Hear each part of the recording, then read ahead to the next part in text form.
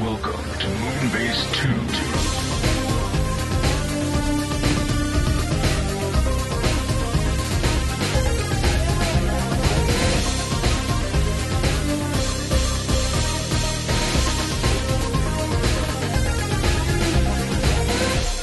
Hello, everybody, and welcome to the Moonbase 2 podcast. My name is Andy, Corporate Commander TFW, and I'm joined this week by the heated up, melty boy himself.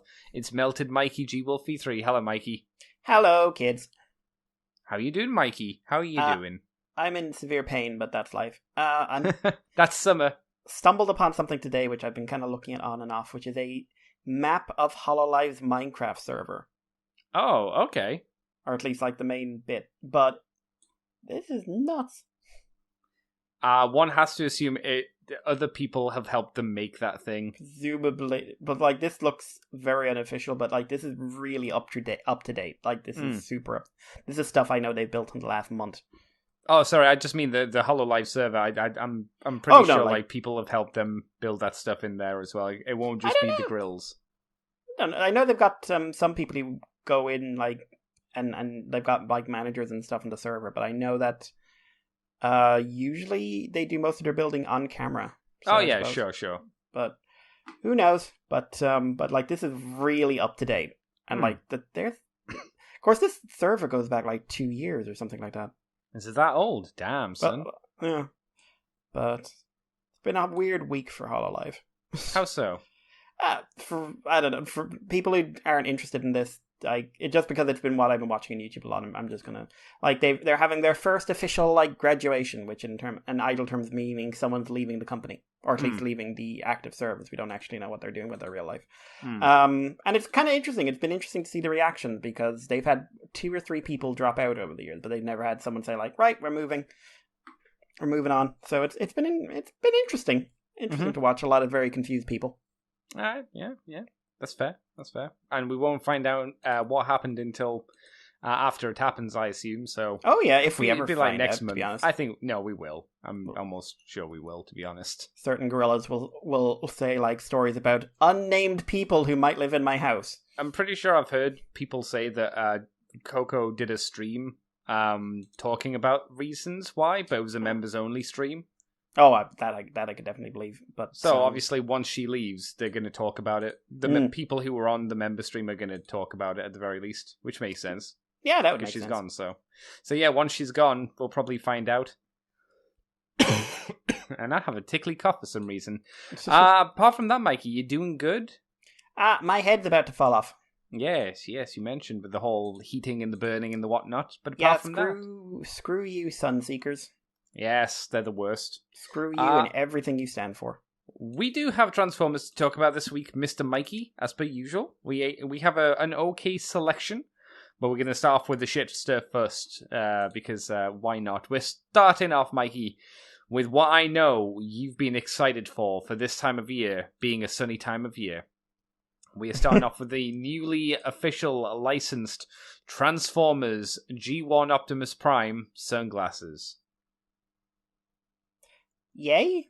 Made by Knockaround, a company specialized in affordable quality shades. I don't think I would be comfortable buying from any company called Knockaround. It sounds a bit too close to knockoff, for my personal opinion. Yeah, it's not great. No, this is what the story says. This is not my opinion. These nice sunglasses with UV protection are inspired by elements and colors of the heroic Autobot leader, and they come in a very nice, again, not my opinion, commemorative Transformers packaging. You can buy them from the website, the Knockaround website, for $35, which I don't know if that's expensive or not for glasses. I don't know. Like, I'd pay a tenner for sunglasses. Yeah, so, yours probably also, don't have UV protection, I guess. Commemorative packaging, a rather cheap-looking sock. Yeah. A cheap-looking printed glasses cake. It comes in a cardboard box, though. Oh, cool! Cardboard. Yeah. Commemorative. So it's a special design. So it's exactly what you would imagine. Sunglasses with very basic, I guess, Transformers branding on it. There is a little bit of a print on the side, but I can't think of anyone bar children who would really be rocking these personally. Seems like another cheap kind of licensed product that they've just kind of shunted out to somebody, right? Don't know. I'm sure, like, if TF Nation ever gets to like have human beings meet up again, like, I feel like there's just going to be like 6 people wandering around wearing these who are convinced they're the coolest people who ever lived. I'm waiting for the Bumblebee version, Mikey. And the Siege version of Megatron version of these glasses. Oh God, but it would have to be the Siege one. No, it's the Siege Megatron that comes with these glasses. Oh my God, that's how you sell them, Mikey. It's also a new version. TFW, just going to call you out here. You called the file. All the image files are labeled "knock-around." Oh really? I didn't even notice that. Yep. Knock-around. I like it. Knock-around. Yeah. So if you want some is it fair to say shitty? We'll say shitty. We'll say shitty glasses. I mean, I think all these kind of like licensed things are, by their very nature, shitty. Pretty shitty, yeah. It's not as bad as... It's probably a little bit better than the Transformers shaving kit, if you remember that from years ago. Oh God, that's going back a few years. Yeah, that was a Christmas time thing. What a... I have to believe that it's better than that, but there you go. Mikey, do you want to take us on to our first bit of third-party news? Third party? Third party. So yeah, we have Uniquetoys UTR-04 Nero, which is Age of Extinction Galvatron color prototypes. This is a very movie accurate version of Galvatron from Age of Extinction. We only see the robot mode, but Uniquetoys have all done transforming movie figures, which apparently break physics. Like, these are the toys that people wish existed officially. Oh, really? Okay. Yeah, so every review I've seen of these is just like, these shouldn't work. How does this work? What? Because like I know Age of Extinction Optimus like shocked people. So these, so the general, as far as you know, the general recommendation is if you want movie toys, these are the ones to get. Basically, yeah, absolutely. That fair? Okay, absolutely. So yeah, we get to see Galvatron in his various modes. Looks like he's going to have a few light up features. But yeah, paint job is excellent. I think the paint job really deserves to be called out. Really, really like it. Apart from that, it is looks like a posable kind of a little bit beefier version of Age of Extinction Galvatron. I was going to say it's a tweak because his hole in his chest looks a bit not exactly what I remembered it. Like maybe smaller? I think it's like the same design, but what compromises you have to make to get it to actually transform, but look like this guy. Because the Optimus had that as well. He was a bit wider of the chest than the model. So yeah, I he's a bit beefier. But apart from that, like, he looks pretty solid. He can do the Iron Man pose. Oh my God! Thank God. I mean, that is the pose to do. The greatest pose designed by man or God. Hell yeah. But yeah, like, he looks like a really good take on this design. So I think if you're into Galvatron, like, I would always hold out with something like this until you saw it, like the alt mode or maybe the transformation. But it looks solid enough to me.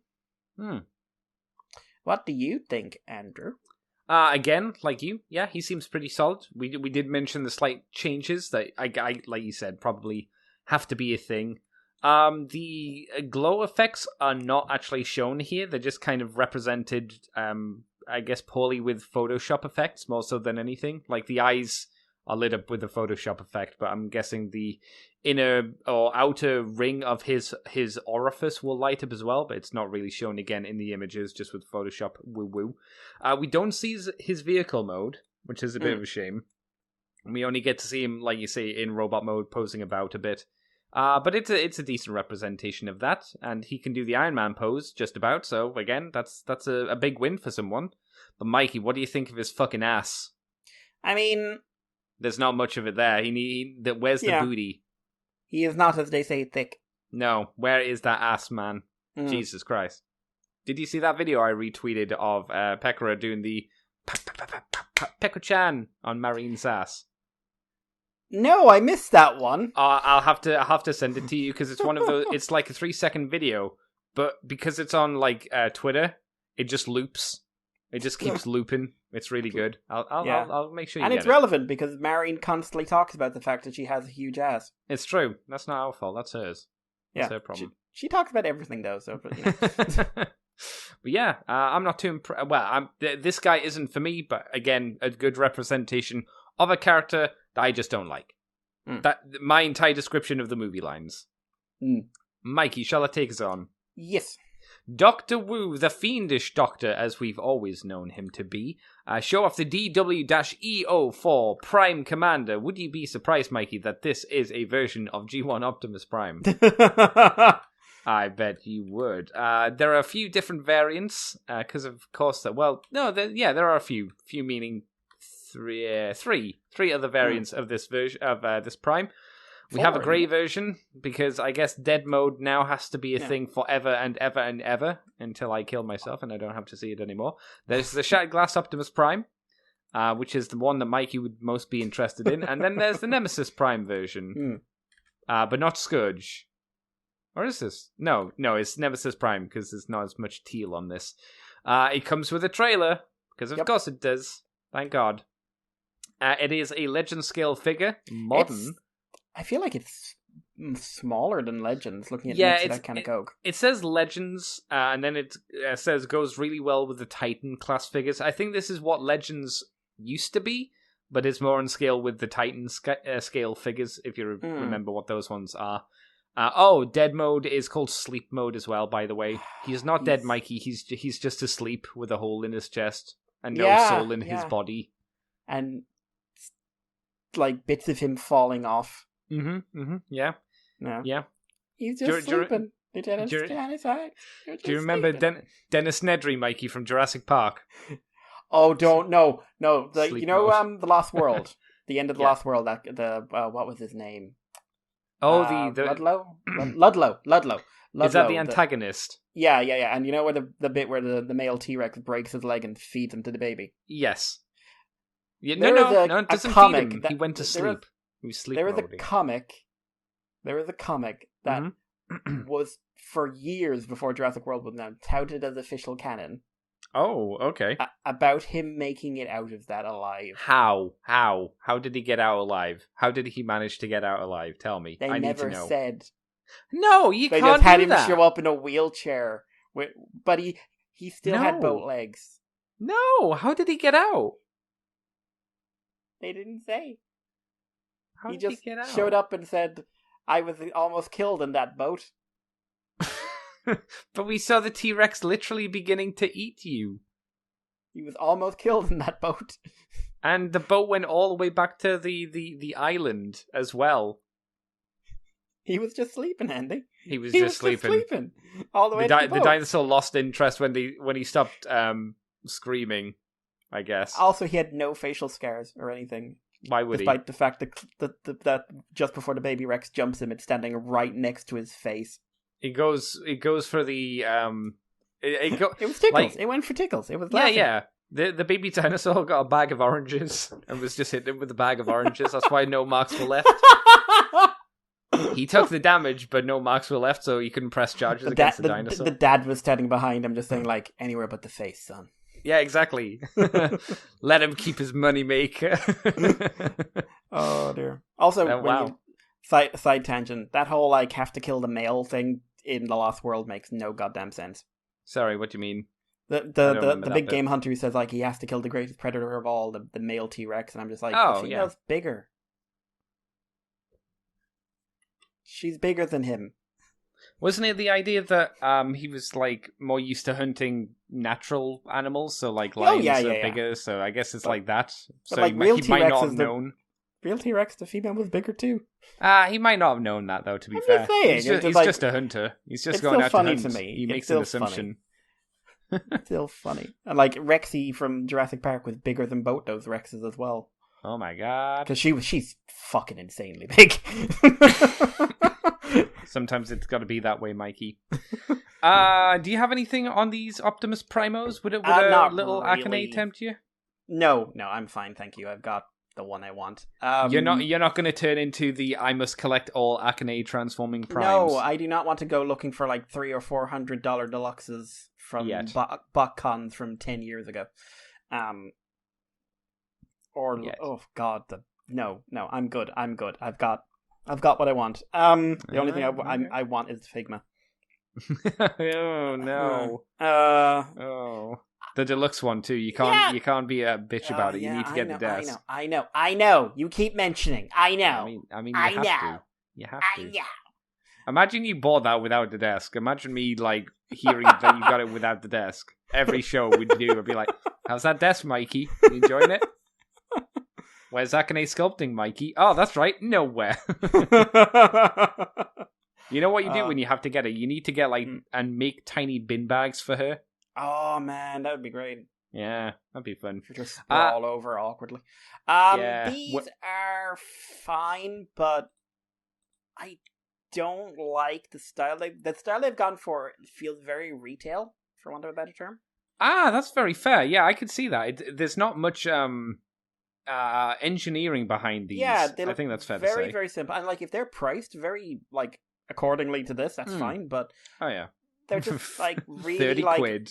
Yeah, well, with the trailer, I would be shocked. Really bare bones, quite tiny, simple action figures that probably if they have paint, if they look painted, which will probably bump the price up. But the articulation is not well placed. No, I think you saying it looks like something Hasbro should be doing instead of what they are doing for the smaller figures. I think that 100% covers it. I mean, what else is there to say? It's just this is just a arguably more expensive retail product, but without any wow factor to it. I really don't like the fact that it looks like instead of giving him a waist joint, which you could have done easily with just a ball joint. Oh, yeah. They give him this cut around the window, the boob windows. You know that's for the transformation. Yeah, as well. Which means it's the transformation joint they're trying to use. So yeah, 100%. Especially when you compare this to the prototype images that we saw of, was it Magic Square, the 2.0 Magic Square one? Granted, that one will probably be bigger, and one's got to assume it'll probably be taller as well. But that, I don't know why you wouldn't go for that one instead of. Why you go for the Doctor Wu one instead of that one? In the same category, there's Surge. Big Surge. Big Surge being G1 Beachcomber, everybody's favorite druggie. Yay! Derek Dear White is just screaming right now in horror. It's true, though. Looking at the screen going, I hate you! This figure stands at 4.5 centimeters tall, so, he was around about the same size as Prime. Prime maybe a little bit bigger, so maybe Prime's 5 centimeters. I guess that gives you an idea of how big this guy is. Very similar, again, like you said, Mikey, he looks like just an updated version of the G1 toy, I suppose, which, might be for some people. Yeah. Would you agree? Is there anything else you want to say on Beachcomber that you didn't say for Prime? What did they do to him that he's that pissed? They took away his golden lagoon. He's very angry looking. Yeah. Unusually angry. That's supposed to be sad Beachcomber. This looks like Beachcomber's about to punch you in the dick. Someone didn't put the bunny back in the box. Someone petted the rabbit too hard and he was like, nope.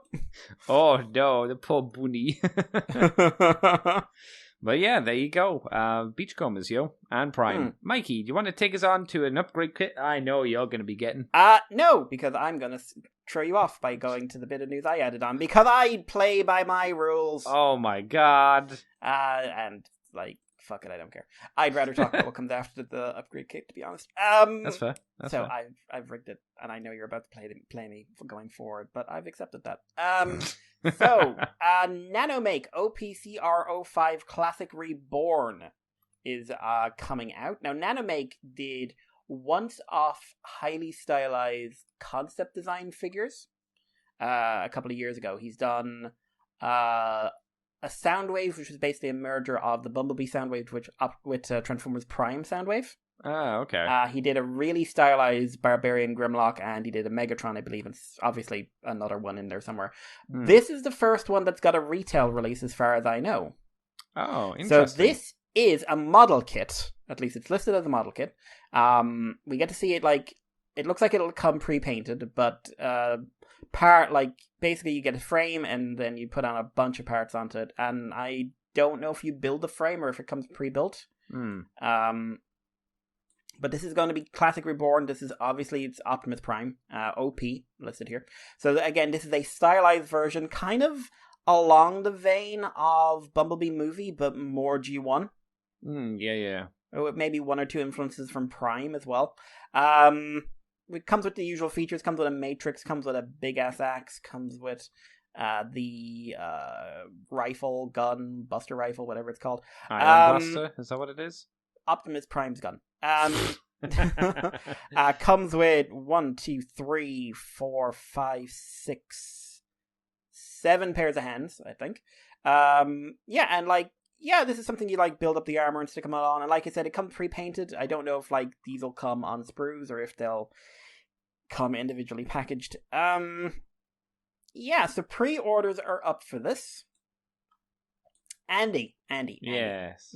Andy, Me. would you like to? By the way, Showzy Store, who I still haven't gotten that email telling me to harass them to get us a joke discount code for you people. So remember, if you want me to do this, all it'll take is one, and I will make an utter ass of myself. We'll do it. Also, No shame. if you don't do it, I'll assume no one's listening to this, and I'm wasting my life. I mean, there's that too. We don't need to worry about that. just gonna say, if you don't, I'm going to feel hurt. Because I've put many years of my life into this podcast, and I know you've all disappeared, and it's just me, Andy, and Jason listening to this, and Jason has even 15 fucking Galaxy Quest. Yay! Or Babylon 5. What? Yeah. Did you not know that? Did you not know? No, I Jason didn't. hasn't seen Babylon 5. Yeah. No. Yep. It gets worse and worse every time you talk about him, doesn't he? I can't do what I did last time. I can't derail for 20 minutes screaming at Jason. No, you can't with a headache at the moment. No, I don't have. That last burst just did my head in. But anyway, this is going to be out in October. Oh wow! Okay, it's 12 inches tall. Soon. Would you like to guess how much this is going to cost you? Do you want a silly answer, or do you want a more reserved answer? Give me both. Okay, I imagine a silly answer, but fearful of the truth might be 500. Maybe a more reasonable, but maybe I'm still lowballing it. Would be 100. Because you're thinking model kit, so yeah. How do I put this delicately? Is it a lot more than my silly answer? Would you like me to just give you the figure, or would you like me to build up to it? No, just go. We'll just go for it. Let's not play with our penises here. Pre-orders are $100 deposit. Okay, that's the deposit. Okay, and the retail price is $1,099.99. Oh wow, I did lowball it. Even my silly answer was a lowball. So, if you want to get in on it, it's up there in Showzy Store. Why? I think this counts as the most expensive third-party figure. You know what? You Brand know how new, you I said mean. you think it comes painted? It better fucking come painted. Jesus Christ. 1,000, and it's nah, you gotta paint it yourself, loser. It's oh, wow. This is only slightly more expensive than the Unicron figure, and we have massive issues with that Unicron figure. Yeah, so I'm just reading Showzy source. Complete figure, no need to assemble. So why did it come apart? Because it's a feature?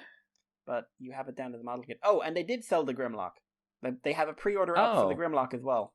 Oh, okay. Yeah. Okay. How much is the Grimlock?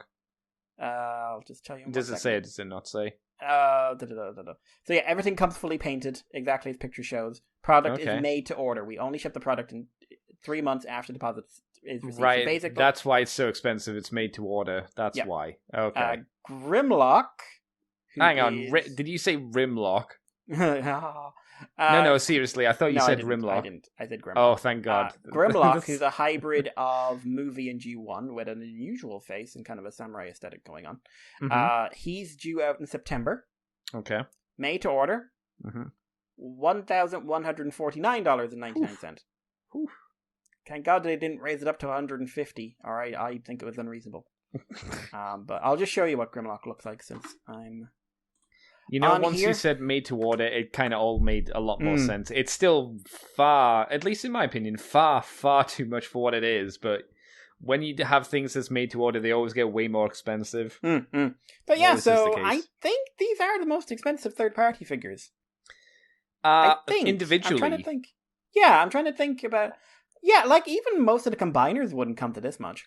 I think so. Like some of the more impressive masterpiece scaled ones, because each like the Constructicons, there's usually like 6 of them. They usually build up to about 1,000, give or take. Aren't they usually like they're like 80 each or something like that? So it ends up being. I think it depends. I've never seen one it? get over.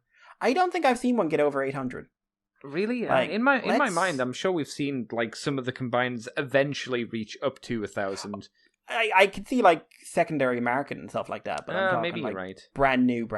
Hang on. Show us you can let you order stuff by price. So they're most expensive ones. Okay, on third party. Okay, so the 2 most expensive figures are the Nanomakes. After that is a what? How do we miss that? Also, like they've got a couple of display bases that cost 1,000 from Toy World. What are the play bases? I can't remember what those are. Just display bases. And they're how much are they? 1,000 dead. No. But yeah, No. Toy World's Devastator Constructor 720. So for a full figure, a full normal figure, third party style, and like there's a big gap. Like Superion from Zeta Toys is 380. Okay. So like Generation Builder is their version of Generation Toy Builder. Their version of Devastator is up for under 300. Okay. So RoboSen auto-converting programmable robot Optimus Prime Collector's Edition. Oh, this is the official one. Is that the one Kevin Smith was doing the video for? Yeah, the dumb one. Yeah. So yeah, that's very expensive. Hooray! If you're interested, go for it. I'm not going to try and talk you out of it, but it's cheaper to subscribe to our Patreon page. It's cheaper to buy Quite a used car if you buy from the right dealer. I don't even want to think how many months worth of Moonbase 2 you could subscribe for $1,000. I mean, for that kind of money, we'd probably want to like perform acts of servitude or something. I'd do it for 500. No, it didn't even have to be 1,000. 500. If you want to give me orders, I'll do it for 500. That's it. Yeah, it can go lower. Money's tight, son. For reference, they've got Nero Galvatron up here on pre-order for 175. Which one's Nero Galvatron? The one we just looked at, the Uniquetoys one. Oh, okay. Sorry, yeah. Well, there you go.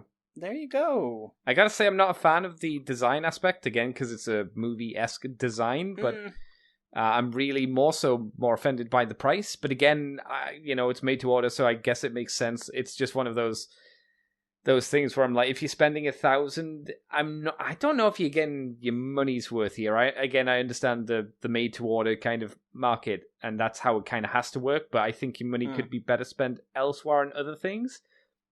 So unless you're just like is this for a casual Transformers fan who just wants in quotations, really cool looking Optimus Prime and just has a fuck ton of money? Because there are some people like that. I know, but I can't imagine anyone who's that casual. Like I would say you have to be into it, like into it. I just can't imagine it being casual. Also, this is just since I'm going through Showzy's webpage now. Optional girl, her price is up. Oh, okay. How much is she? She is $140. So you could get 10 of her or one of these. Yeah. Cool. You could build a herd of half-naked or fully naked Optimus Primes. You could repaint each of them as well into each version of Optimus Prime. Yeah. You could have you could turn one into a Kane. Mm-hmm. I still think you'd have ones left over. You'd have normal one, you'd have a Kane, you'd have Sleep Mode, you'd have Ultra Magnus, you'd have Nemesis, you'd have Scourge. Delta. What the blue one from the Legends comic? Oh yeah, that one. Yeah, I can't remember his name, but that one. Fire Guts. Yes, Fire Guts, of course. You could maybe do Pepsi Prime, but it would be very similar. You just got to get some branding on her. Yeah. What could we do for the last one? The orange Optimus Prime that was never used. You know, the one that was scanned. At the beginning of the first episode, you could do like an orange Optimus Prime. Even though, again, that might be too close to Fire Guts. But with Fire Guts, we'll just add flames and shit to her. Give her some fire nipples or something. Boom. Interchangeable parts. There you go. All right.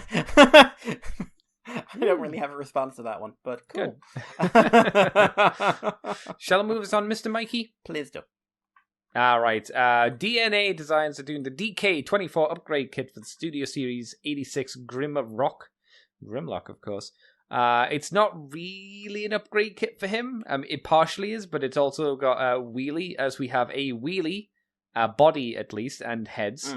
Fully posable and transformable with 3 interchangeable heads. I will say transformable kind of in quotations. I mean, it transforms as much as original wheelie transformed. I'd say maybe transforms more than that. I think you misrepresent, like, that wheelie did not do much. He lay down, and this guy does too. No, this one does more. This one definitely does more. He lied down. He's coming with 1 sword, 2 arm fillers, 2 feet fillers, a clear neck part for the dinosaur mode. It says 2. I guess it's just 2 hearts that kind of clamp more around. like Masterpiece Grimlock. What's that? Make him even more like Masterpiece. Well, I mean, he already looks like it, so why not go whole hog, right? Posable dinosaur arms, a upper jaw filler for the dinosaur mode. Again, that's 2 parts for some reason. And 2 feet covers for the dino mode. So like Mikey said, if you wanted your movie, like cartoon movie Grimlock to look more like the toy Grimlock, this will do it. The arm, thigh, and feet fillers are always nice because it would be good if they weren't something you had to worry about. The more posable dinosaur arms, much better. The original ones are kind of crappy, but I get why they're crappy. The mouth filler, it's not that important to me, but it adds a little bit more. I like that it adds teeth in the front. Yeah, exactly. It adds a bit more of a complete look to it.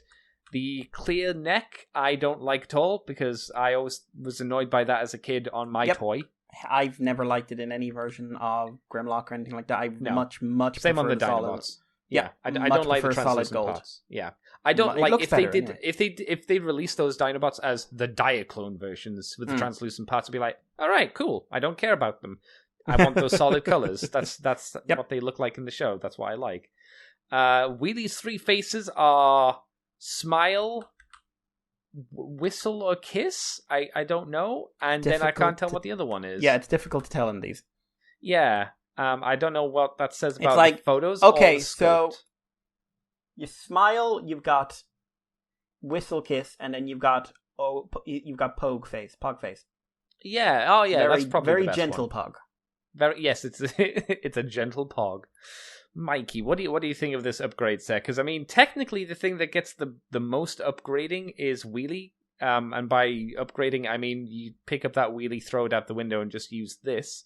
I mean, I don't know why you do it because I'm sure there are just generally better wheelies to get than this. Well, presumably they've made it so this one can sit on him, whereas other ones might not be able to. Yeah, just because of how the legs work or anything like that. But and the proportions, it does look more like wheelie than most ones do.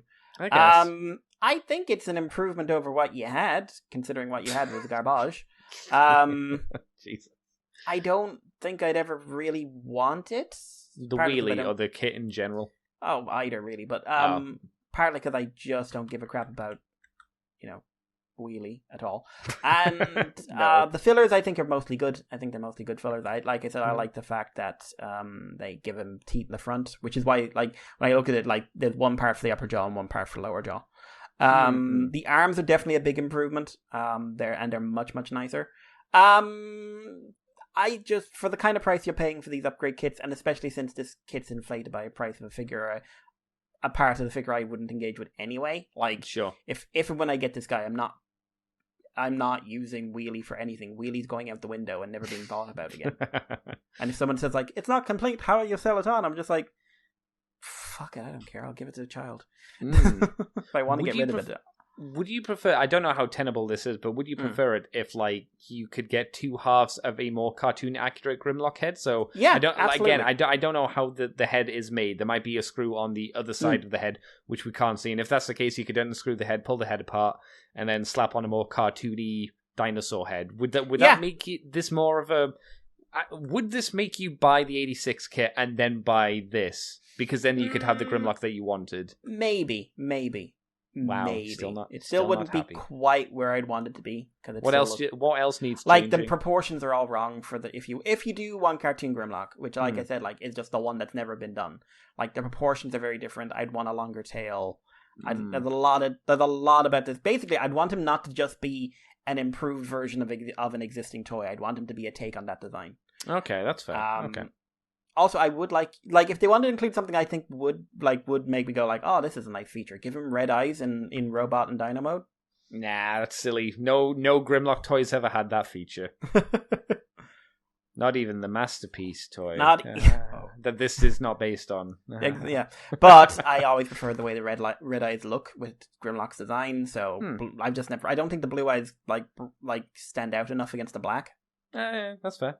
But I think this is good if you're super into this figure and you hated Wheelie, but you like the idea of Wheelie. I guess. I'm not sure who really likes the idea of Wheelie, but it sure is a thing. Yeah. All right.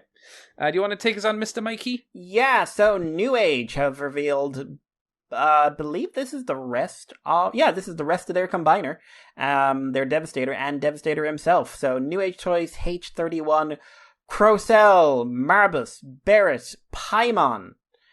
So these are Legend Scale, Scrapper, Mixmaster, Hook, and Longhaul. Woo!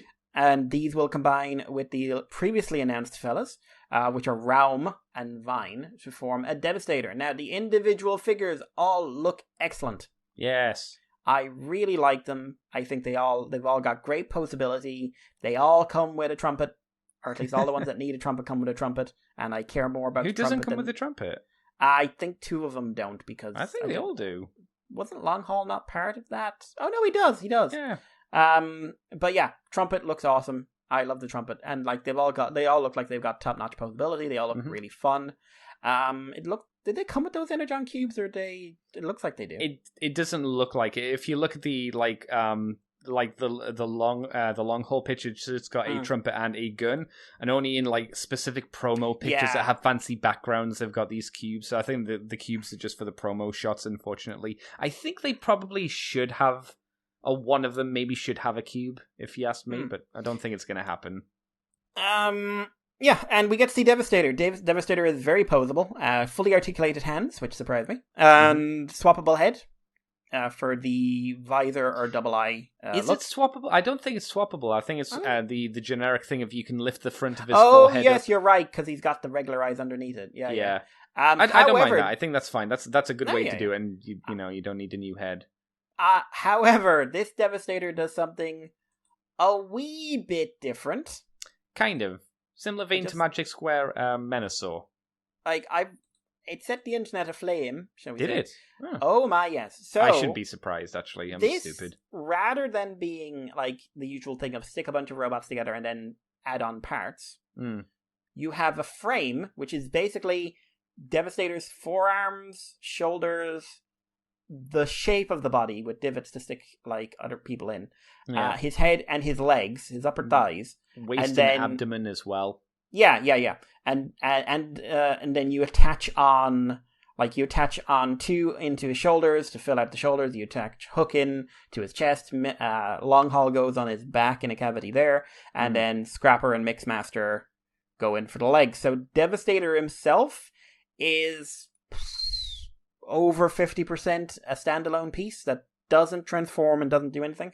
A lot of people were really the fuck thrown off by this.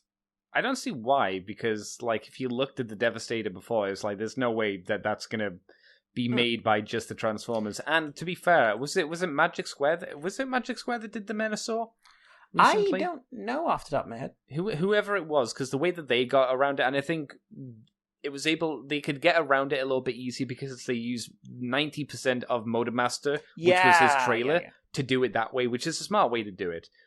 There's no way you can do that with Devastator because no one has that kind of mass on them to do that. I actually prefer this. I know some people just are aggressively against parts forming, but if this helps facilitate the combiner form in a very constructive way, and I think this does, it means that he's got the posability, he's got the solid look, and we're not hampered for our little Constructicons either. They are, like you said, Mikey, fully posable, and they can do all the shit that they have to do. All they need to do is form the correct shape to plug into the big overall piece. I much prefer that. And like you say, some people, I'm clearly not happy about this. I think it's the best idea. It's an interesting thing because doing it this way means you have a Devastator with the proportions of Devastator. Yeah. Which has never been done before. Because and a lot of posability again. Yeah, like a buttload of posability on them. Because, the actual figures, most of them don't have to do anything. The only ones who have to do anything are Scrapper and Mixmaster, and they just need ankle joints. Pretty much. They need to be really, really solid ankle joints. But... like the all these attachments that they're in need to be damn solid. Mm-hmm. Yeah. So if this thing has QC issues, that completely destroys this. But if you want a Devastator that looks like Devastator, that doesn't have the vibe that every single other one has had to have, which is parts compromises or design compromises or whatever, because you had to. If you just want one that this is what Devastator looks like in your head, I think this is probably your best option. And it's certainly probably one of your cheaper ones.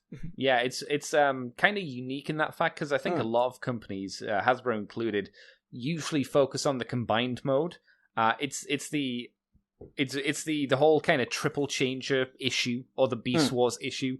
What thing do you focus on? What thing do we make the primary thing that works the best? And here they prioritize the robot modes, but without sacrificing the combiner mode by just giving the fact that, okay, we'll just make it a giant parts former. I'm very into it. I don't know who's gonna have to be the fucking expensive one of the group to have this big thing, because there's no way this is splitting up. Is it going to come sold separately? Oh, did you say sold separately? Oh, he said give me a sec. But yeah, I think it could be sold separately, to be honest. Yeah, you might be right, actually. I hope it's not, but I suppose it could be, couldn't it? I mean, yeah. The individual kits are gonna, like, these are sold as 2-packs, so the 2-packs are gonna cost about $70. Okay. So it'll be interesting to see. I really want to get one of these now. But again, they're not in the usual places where a UK person would go. I'd need to go to a different store that I don't usually use. Again, I'm just checking Shozy since I had it open. They've got it. Also, remember that? Completely forgot about this. Remember that Chibi RC thing that came out earlier this year? Was that the one with the giant head? Yeah, the really SD one. Yeah. There's a Nightbird version of her that hasn't been spoken about that's coming out as well. Really? Okay. Yeah. So she's up there in Shozy as well. I need to go through Shozy to see what we've missed. Yeah, I guess so. Yeah, so New Age upgrade kit that's being sold individually. They've got it up as an individual pre-order here, but no price yet for the Devastator part. Yep. Okay, I will agree though that is a bit of a shame that if you want to make Devastator, you do have to buy another part. I would have hoped that, like, maybe a way that would have been nice, but maybe would have made it a little bit more rickety, would have been to have somehow to build a figure effectively so that you could just combine it together. But I suppose that might alter the stability of it by doing that. Yeah, and the fact you're like, okay, you not only have to put these parts together in assembly, you also have to put parts on top of these that are like probably at least as heavy as the arm themselves. Yeah, exactly. So it's a shame, but you know, I'd like to get him. is how I'd phrase it. Or maybe I should wait for a review. It's always difficult to say with third-party toys, isn't it? Oh, yeah. Especially with companies you've never actually... Like, I know New Age is fairly well regarded, but like, we've all been there. Yeah, we've all had that pain. Yeah. I'll do this very quick as well, just to get it out of the way. Magic Square have revealed their Legend Scale Devastator and Constructicons. So, these have two different configurations. Cartoon or Studio Ox. So it's interchangeable heads, articulated hands, toy-inspired drill hands. So we see, this is all prototypes, so we see the prototypes, individual Constructicons. They look very G1 show model. They look simpler overall than the New Age ones. And we talked about them last week. We saw the weird pictures of them slightly, they were grayscale, but then there were the weird blurred versions, do you remember? Yeah. So it's just these again. Yeah, and Devastator, the two modes are mostly identical, but there are differences in the pelvis, the upper thigh. It looks like there's parts that go on over it.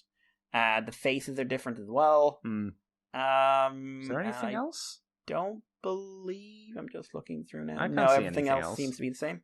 Yeah. They also show them next to their Menasor, which looks like it does the same thing, except I have to admit that's kind of clever with the Menasor because it just looks like you turn it around and it's a different configuration. Yeah, that was. I think that was that was the Menasor I was talking about earlier. It was very well received, and again, I'd like to have gotten that, but again, very very expensive to get all of these things anyway. So, but so I think their Menasor looks better than their Devastator. I would agree. Yeah. I also, like I said, I think it's really clever how they pulled off the two different forms for Devastator. Just like he's doing it like, don't approach, think you can sneak up on me from behind, eh? Haha. Eyes in the back of my head. But yeah, I think Newages Devestator looks better. Yeah, I think I prefer it as well. Yeah. But there you go. Mikey, shall I move us on? Yeah, go ahead. Yo, Mikey, there's the 3-0 Shattered Glass DXL Soundwave BBTS exclusive reveal. So, Mikey, you like Shattered Glass, don't you? I like something to do with Shattered Glass. All of Shattered Glass. So, then you can buy, if you want, one of the very expensive 3A versions of Soundwave. It is Bumblebee Soundwave, but they have repainted it into the Shattered Glass colors and seemingly given it a bandana as well. Yes. No, they definitely have. That's something that character was given. He was made into a Ninja Turtle. For some reason. Don't know why. Just was. Shut up. No questioning about it. So it's all the same things you would expect. Shed Glass Soundwave, Ravage Figure, Sonic Cannon, 4 pairs of hands, fists. Oh, it should have had these listed a bit differently. The 4 pairs of hands are fists, relaxed, spread, weapons holding hand. He also has a left command hand, a fabric... I thought that said fabric banana. A fabric bandana and a figure stand. Apart from that, it's exactly what you saw before, just in a new color. So if you didn't like movie Soundwave, I guess here you go. There's another version. Hooah! When are they doing Sound Blaster? Yeah. Cool. I don't know. I don't know. I didn't see this coming, I will admit. No, neither did I suppose. But hey ho. Mikey, do you want to take us on to the next bit of news? Yeah, we're moving into official news here. And Takara Tomy Premium Finish Line has revealed its next 2 figures, which are PF Studio Series 02, which is Optimus Prime from the Bumblebee movie. Is it any different? Voyager toy with a different paint job. Is it different? Yeah, like it's a deeper red. Is it? I mean, I'm not saying you're lying. And it's got it extra just feels detail. Like, it's got paint scratches. But actually, to be fair, the paint scratches don't look like the fucking garbage that we had from Cybertron, so they do look better. The other figure... he can't die, Mikey. PFWFC02 Megatron, which is at least repaint. I think there might be some actual retooling in the chest for this one. Oh, really? No, it's repaint. I'm seeing it from the side. Pure repaint, although I will say a well done repaint, like the paint job looks good, of Siege Megatron to make him look more like the Netflix series. Which is basically that toy they tried to do for the first show. Yeah, for the Netflix line, right? Yeah, but admittedly done better. Yes. But it's still technically different. It's not the same figure that we got released. Variant. I think it's the 10th variant. Yep, so it same... adds... Not even like the 10th variant like the Seekers, the 10th variant like the same fucking character. In the same fucking color. I guess the only thing you can say is a defense is that it's being released in Japan for the Japanese market. Was the Netflix one released for the Japanese? I honestly have no idea. Neither do I. I hope not, otherwise I feel bad for them. Here's a question. All right. That Seeker pictured with Optimus. Which one? The one there it is. Yes. Who the fuck is that? Because that ain't Blitzwing. That looks like the Starscream, but it looks like they've digitally changed the colors on him for some reason? Because it doesn't look natural. It looks like those No. colors have been digitally altered Yeah, for some but reason. Listen, release that Seeker at least. I don't mind. I actually kind No, of dig that color please scheme. stop. I kind of No. dig that color scheme. No, please don't give them any more excuses, Mikey. Please. Listen, I'm suffering Megatron. Again. Who isn't suffering Megatron apart from the I- person there- who really likes that mold? Who? Really likes that mold. I couldn't find anyone who really likes that mold. No, I think, after the third version of the same figure, I think most people would have gotten sick of it. I would assume. Maybe I'm jumping the gun here. I mean, We're up to 10, though. the G2 versions people like, and I'll get the Shattered Glass version. But there's just too many. Between Siege and Earthrise, there's too many. At least with the Shattered Glass version, there is a modicum of change to it. Yeah. It's a crappy fan mode, but they try to do something with it. Not very well, but something. What the fuck? Oh I don't know, man. I mean, like I said, if you do want a version of Netflix Megatron, I would say get this over any other one that's out there. Yeah. Whether it's the Earthrise version or the Siege version or whatever. Like, this is the most Netflixy looking one. I guess if you haven't got the mold yet, somehow, like myself, and you, like you said, I guess, Mikey, you were waiting for the ultimate version of the Netflix version. This is it, I guess. Cool. You know what would have been good, Mikey? You announce the Shattered Glass Megatron, and you make him a completely new mold as that figure, as the Superlink figure. Yeah. And then people are like, oh shit, we're going to get Superlink Megatron and Galvatron. Wouldn't that be something? Yeah, but then you never make them because screw the people. I'm just saying it would be nice. I'd like many things in life, Andy. Yeah, same. All I get is pain. Andy. Mikey. Take us on. Yes, I will take you on to the kingdom of Waspinator, Lord of Earth. As we finally get an image of the kingdom version of Waspinator. He's a little bit smaller than the one that came out 4 generations, was it? Yes, Thrilling 30. Thrilling 30s generations, whatever you want to call it. We see him in Boog mode, we see him in Reboot mode. Do you think he is an improvement, Mikey? I like the Wasp mode more. The Wasp is nicer, yes. I really do like this semi-realism take they're doing with the Beast modes. But I like the Wasp mode more. Bring up a picture of the robot mode again because I was looking at it a second ago. I think the proportions are better on the new one. Do you mean for the robot mode or the Wasp? Yeah, from the robot mode. Okay. I think the legs are more unwieldy. The insect legs. I really hope they've showed some sense and not used translucent plastic in the head like they did in the previous one. It's very similar. It is very, very similar, and by the looks of it, it transforms pretty similarly as well. Yeah. This one shouldn't explode, though, in theory. One would hope they'd learned. One would hope. Yeah. One would hope. I don't have that Waspinator anymore, so if I saw, and Kingdom, from what I've seen, is a very good toy line. So, at least the Beast mode's there, which is all I care about, let's be honest. So I will be on the look out for him when he comes out, but yeah, I one of the things where, if you've got an original Waspinator, you could probably think of a reason not to buy him, but then again, your original Waspinator will explode. What's the version of the Waspinator that they have in the photos here? I don't recognize it. It's incredibly deep green they've got on it. That's a Takara version. Is it? It looks nothing like Waspinator from the show, though, color-wise, I mean. No, but I think, I'm nearly certain that's a Takara version. You must be right. I can't see why it wouldn't be. I'll double check, but... Yeah. Which would, in my mind, go why didn't you just show the regular version? Because that's also, got a ton of paint in it. Yeah. Oh my god, if you search Waspinator, you do not get TF Wiki up automatically. You get the eco way to ensure wasp-free zone twin pack. Huh. So. Is it just fire? Dunno. Shame. That would make a wasp-free zone.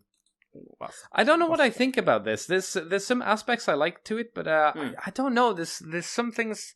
The fact that you said it's very similar to the other one, which it is, The fact that the insect legs look really thick, like he's been doing like bug squats on each of his legs. I mean, I didn't get that Waspinator, so it is a good reason, or would be a good reason to get this. He does have a hole running through his chest, kind of like Black Arachnia. From the side, I mean. From the side, he is gappy. I don't know. I think he looks better. I've got a better reaction to him than I did to Scorponok, which I'm really disappointed in the Scorponok. I still like Scorponok. Yeah, this is the Legends version of Waspinator. Ah, okay. I saw people who 3D printed extra parts for Scorponok to make him look a lot better, and all they really did was give him a new waist joint and groin, and it made him look 100 times better. I still like Scorponok. I know some people. I know the proportions are an issue for a lot of people, but yeah. I think it turned out pretty good. If you scroll down, if you look at someone's photo where they've got Waspinator quit using the airbrush, you can see they've got a Scorponok, but it's the third-party one, and it looks much better. You know. Yeah. In my opinion. But there you go. That is the Waspinator. There was also some higgledy-piggledy woo-woo going on as well. It seems with Kingdom Galvatron, Mikey. Shoulder assembly variant issues spotted at US retail. One of the main concerns with the Kingdom Galvatron toy was the shoulder looked too low in robot mode. Some fans noted it could be misassembled since the shoulder looks better if you turn the arm, leaving the pin visible. And then some people decided to pull their robots apart, and they were able to fix the Galvatron. And it seems that there are fixed versions of the Galvatron out there as well. I'm not going to try and describe what the correct position of the shoulder is. Just look for one. Basic way of thinking about it is that if the shoulder in the package is correctly assembled, about half of the round part of the shoulder will be above the line of the body. Yeah. Whereas if it's incorrectly assembled, you'll notice that the top of the shoulder is in line with the body. So there'll be a noticeable gap between like the top of the shoulder and the shoulder pylon. That's an easy way. I would strongly recommend people go and check images, though. Of course, have a look at the images online, and then you get a better. You know, it's easy to see visually what we're talking about than describe it, and you go, what? Yeah. Also, that means like if you're getting Galvatron, you're better off buying from a shop than online. Yes, because then you can take it back if it's wrong. That's the problem, I suppose, when you have to do things online. But hey ho, sometimes you're not able to buy things in shops. A quick little story, but disappointing to see the issue was there. Good to see that it got fixed quickly. I suppose. Shame that the assortments already went out, though, and people had to kind of fix it themselves. Because fixing a pin is not desperately easy. Not like just unscrewing something. Pins are usually a bit on the faffy side to remove. Mikey, do you want to talk about the next story? Yeah, so this came out quite late, actually, so we were a bit late to the game for it. But Wonderfest happened this weekend, and there's a ton of news, most of which is not Transformers related, and most of it is really hard to find information on because for some reason no one ever keeps track of it. But there was quite a bit of Transformers news coming out of it. Most of it from the posable figure statue range. So some of this we've gone through already, some of this we haven't. I'll go through it pretty quick. So YOLO Park have revealed their IIES Bumblebee movie Bumblebee Cybertronian mode. So this is their really high grade Bumblebee. The one that'll cost like an insane amount of money. So it'll have an internal endoskeleton that'll have a mechanical gear system for smooth motion, which will work. It's not going to have ratchet joints. It's going to have built-in gears. And yeah, we get to see it. It's translucent on one side, I'm assuming, because that's just to show off the internals. It looks like Bumblebee from the Cybertronian mode. It looks like it comes with a tiny model of his alt mode. If you are enjoying these YOLO Park insane, how the hell are you making these figures? That's your options. The other ones from YOLO Park are we get to see the Optimus. They've already said, and we see all his accessories. Nothing new there. But we also see the model kits that we've had announced in recent weeks. So the Optimus and the Shockwave, and I believe this is our first look at Shockwave proper, just like all armored up, full on, no covering up half the figure or anything like that. It looks decent. It really does look decent. My opinion hasn't improved in it. Has yours changed, Andy? Not particularly. Not particularly. Yeah, like I'm going to be pretty happy skipping these, but they look perfectly competently made. Yeah, I'd say so. I'll leave the big one until the end. Yeah. The next one is the Azor Sea Studio Shockwave statue. We get to see a grey prototype of this. This is not actually based on War for Cybertron. This is based on Dark Cybertron. Is it? The Dark Cybertron comic. Because while they did use the War for Cybertron designs in there, he also comes with Senator Shockwave's head. Oh my god. The empty Senator Shockwave's head, which is part of the statue. So it is, and also like the other figures here are clearly IDW inspired. So I think that's actually like, I don't want this like at all, but I think that's a really neat feature to include. That will be so niche, many people will see this, get this, and have no idea whose head that is. Yeah. Just like, that's my head. We get to see the colored version of Windblade. We've already seen her.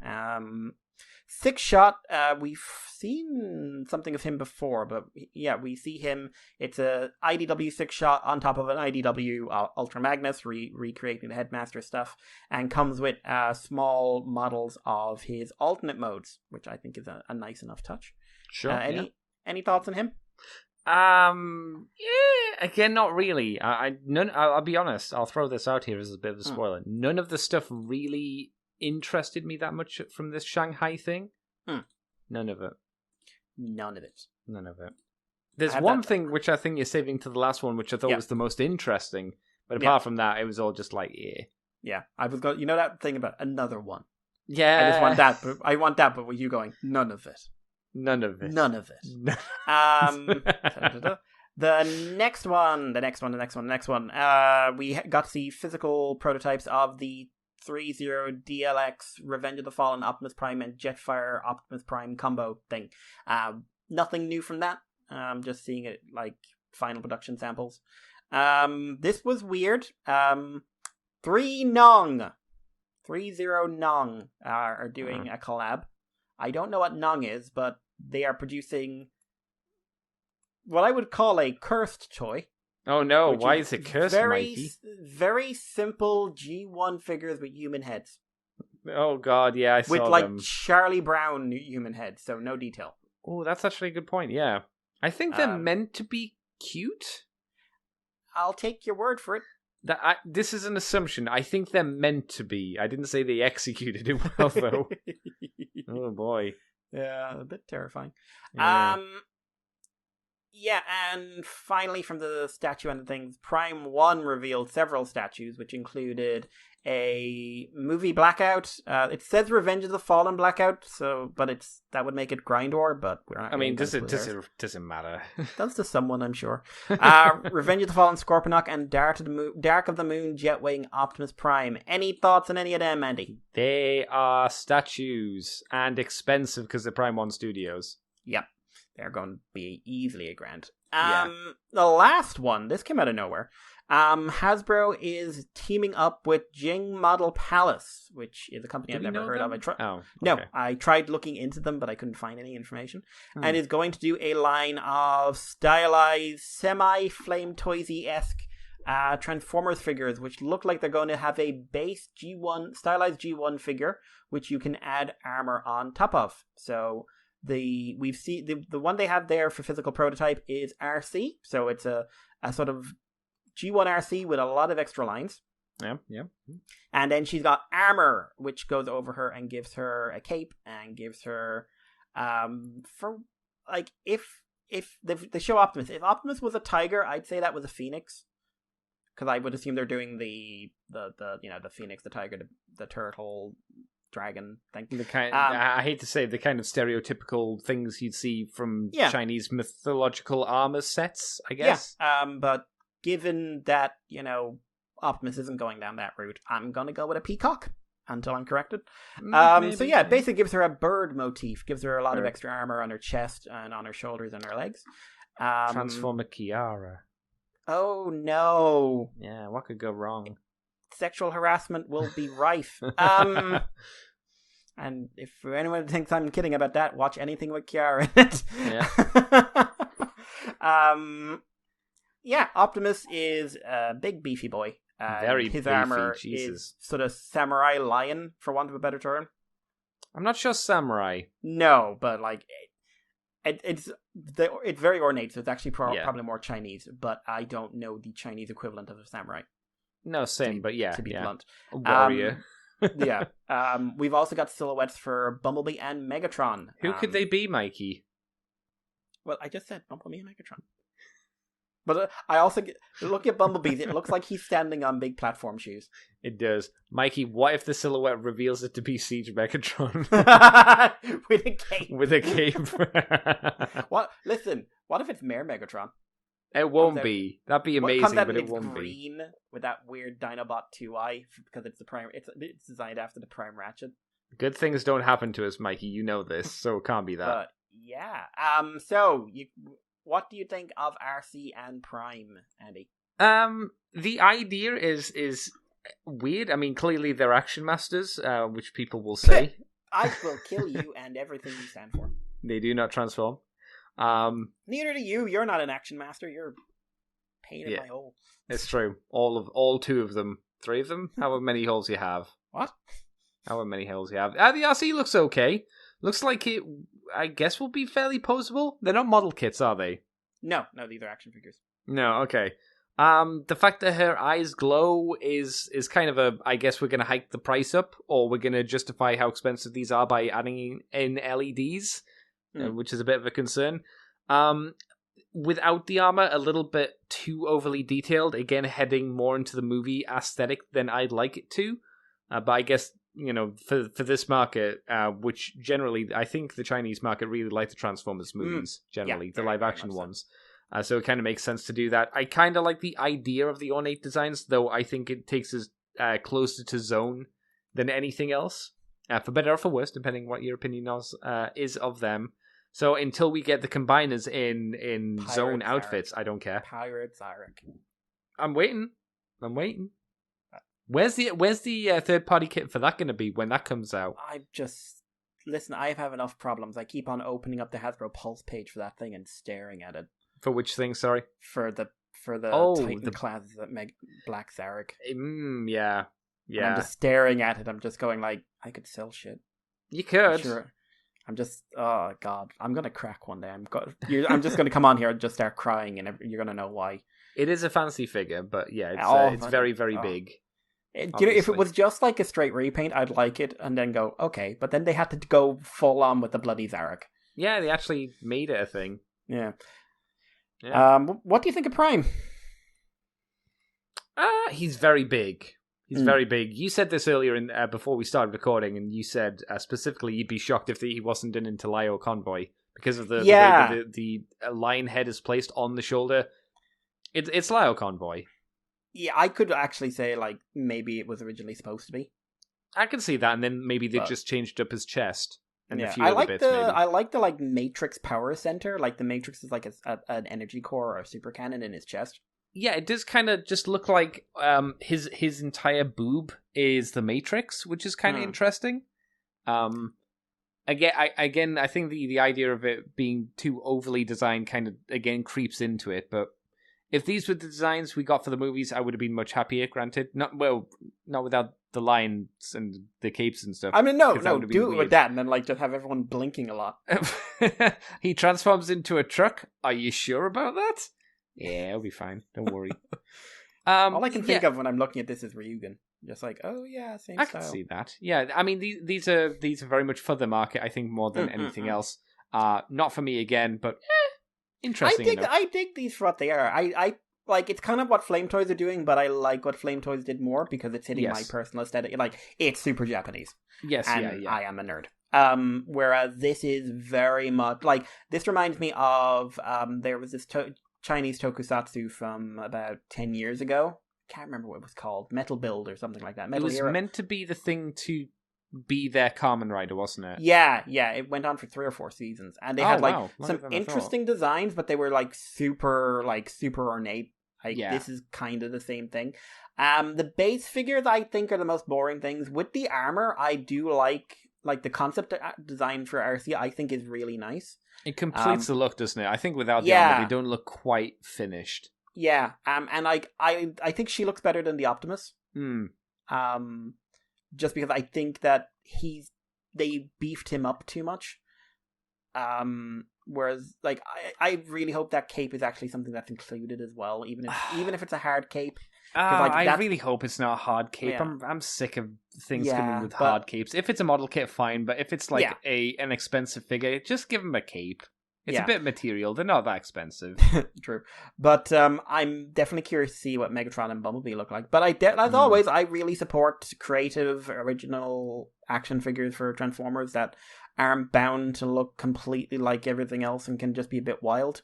I guess my issue with that, though, they are still very, very G1-y generally. Probably not wild enough for our taste. Yeah, probably. But I get why. Again, it keeps them very grounded as this is Optimus Prime, this is RC. They didn't do it in the, they made it so this armor comes off. They didn't have it built in, which is clearly going like, if you want a G1 RC action figure, here it is. Mm-hmm. Yeah. But if you want a bit more fun and creativity, in my opinion, like there's all these armor pieces. Now, that also says in my head, really hope the attachment for those armor pieces is solid. Would really I guess we'll need to wait to see when it comes out, because do we know what the build quality from this company is usually like? Nope, I couldn't find any information in this company. I'm wondering if, like, they've clearly got a section, but if you look around the display pictures, most of their stuff this is like, they do not do standard action figures. Oh, okay. If you actually look like some of these photos, like, lots of stuff, super deformed kind of stuff. So it's definitely up in the air on the quality on how these will come out. So I'm curious if nothing else. Okay, well, interesting at the very least. Andy. Me. Take us on. Alright, last story then. We got some information on the debut of Transformers War for Cybertron Kingdom. It's going to be airing on the 29th of July. Me and Mikey mentioned, I think last week or at some point, whether it was between the two of us or online or something, what was happening with Kingdom. No, you mentioned it on Twitter, didn't you? You said, we haven't heard of Kingdom coming out. And I was like, shh, don't say anything, and they might just ignore it. They'll forget to release it. And then look what happened. We got an announcement date. So 29th of July. So that's next month, the end of next month, so still a little bit away. We got some, like, just kind of promo images of a bunch of animals, which are the Maximals clearly looking at the Ark falling down, and the Predacons looking at the Nemesis falling down. Yep. So there you go. That's pretty much it. I don't really think there was anything else worth talking about with that. I think there's two things. Oh, okay. What did I miss? One, those Predacons sure seem understaffed. What do you mean, Mikey? Well, it's Megatron. Yeah? Black Arachnia. Mm-hmm. And Dinobot. Yeah. Assuming they actually do Dinobot in any way, shape, or form to make you think of Dinobot, he changed sides. What? Spoilers, Mikey. Who else is on their team? Well, at the moment, no one, because those are the only toys that are currently out, I think, unless Scorponok came out. So, are we just not getting anyone to fill out the team? We'll get repaints of Black Arachnia's spider army, who won't transform. No. Or you'll have you'll basically have Tarantulas as a girl. Which, I'd be fine with. I'd be fine with as long as they kept the cackle. Yeah, yeah. Has to have the cackle. But, I just, they're going, the Predacons are going to just be teamed up with the Decepticons straight up. Oh, 100%, yeah. But then, the question I prefer that over, Megatron scanning a dinosaur and Siege Megatron God, yes. being a T-Rex Megatron. At least it's not that. I really hope they don't get annoying. I also have a horrible fear that it's going to be Siege Megatron murders Beast Wars Megatron in the first scene for taking his name. Oh, God, that'd be depressing. I don't think they'd do that.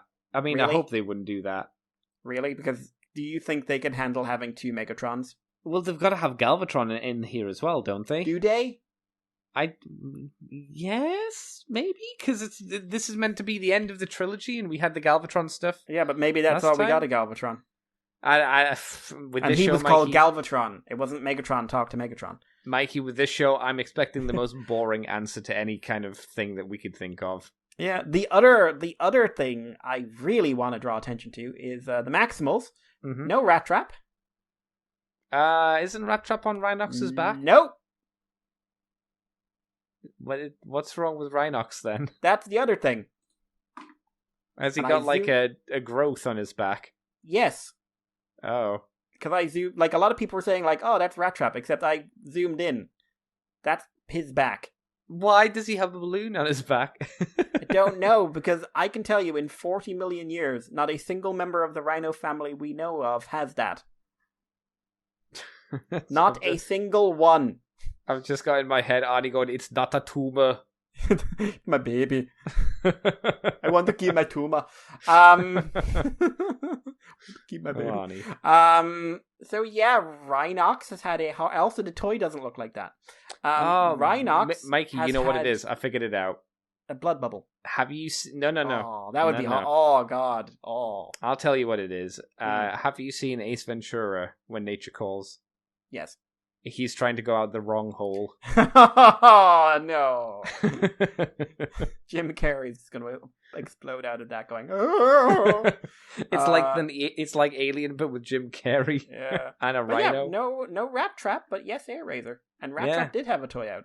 Yes, yeah, I guess so.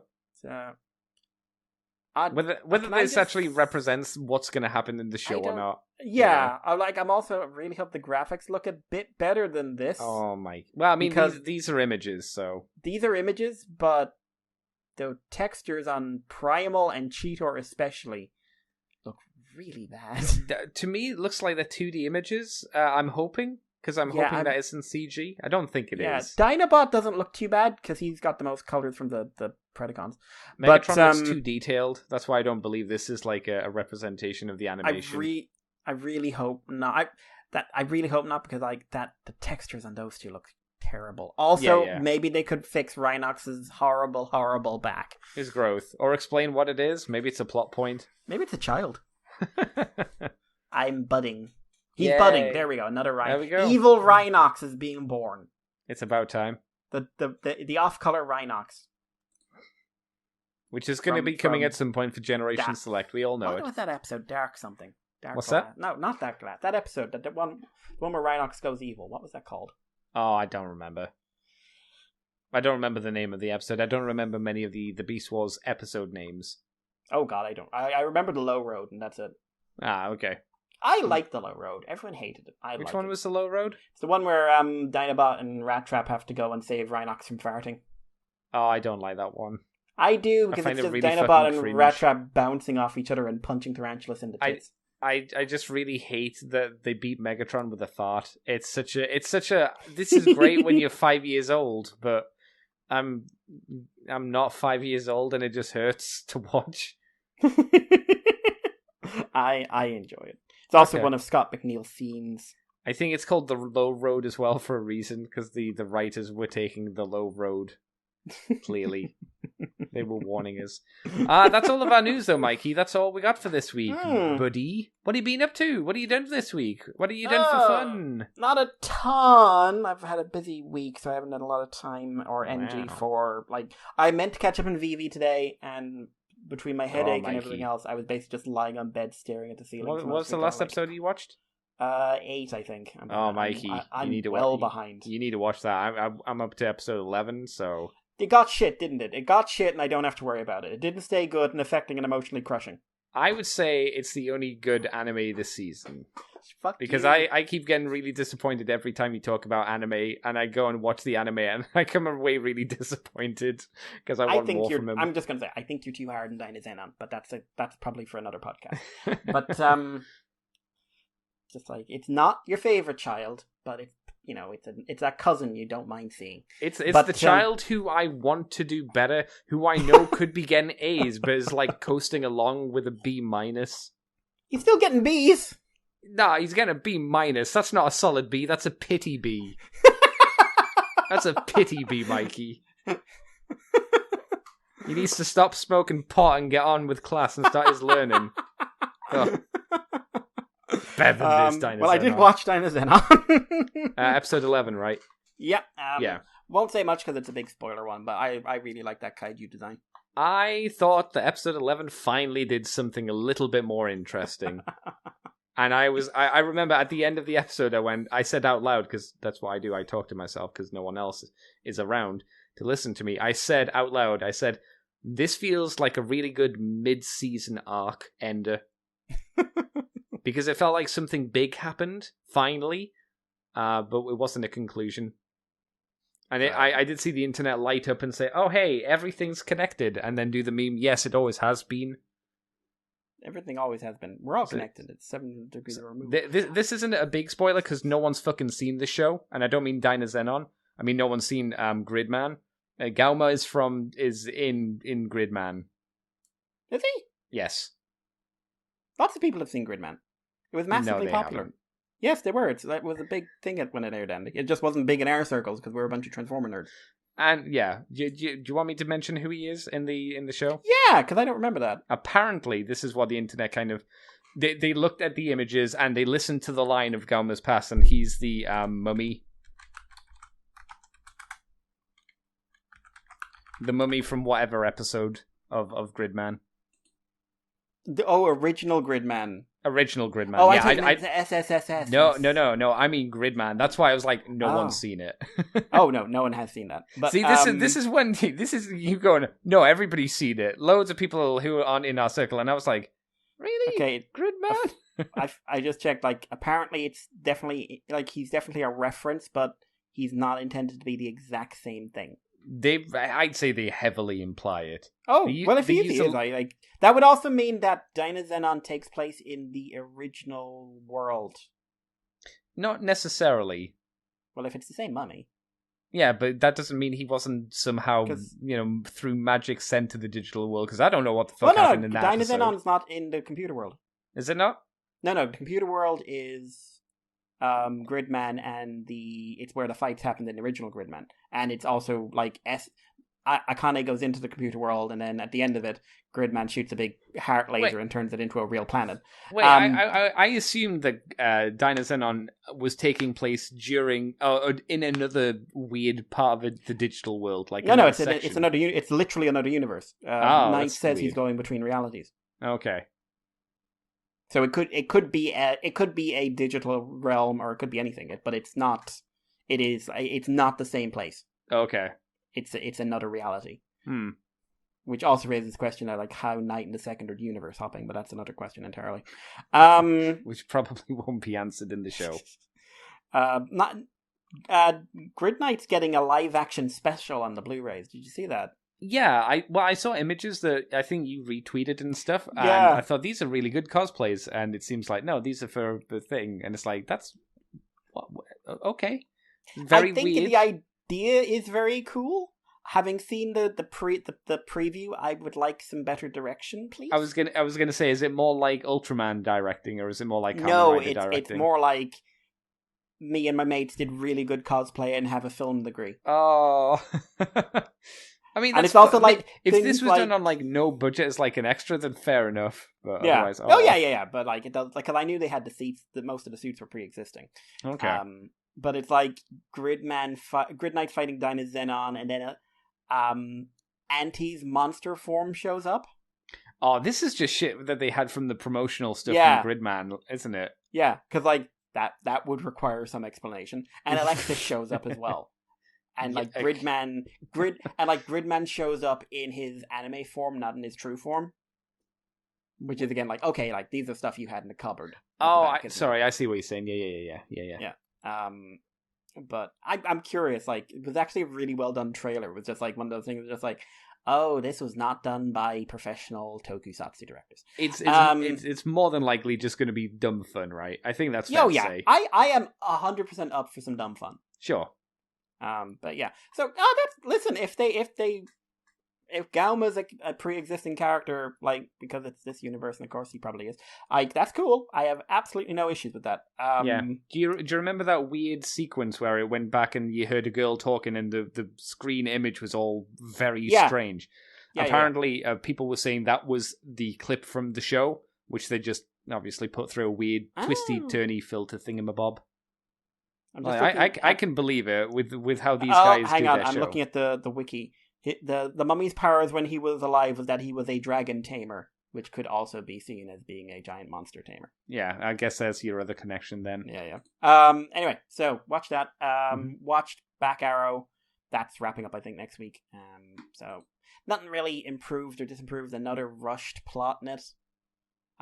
Which, Another hey, you know one. the long running plot of Kai and Shu, the two friends driven apart by one's manipulative decisions? Yes.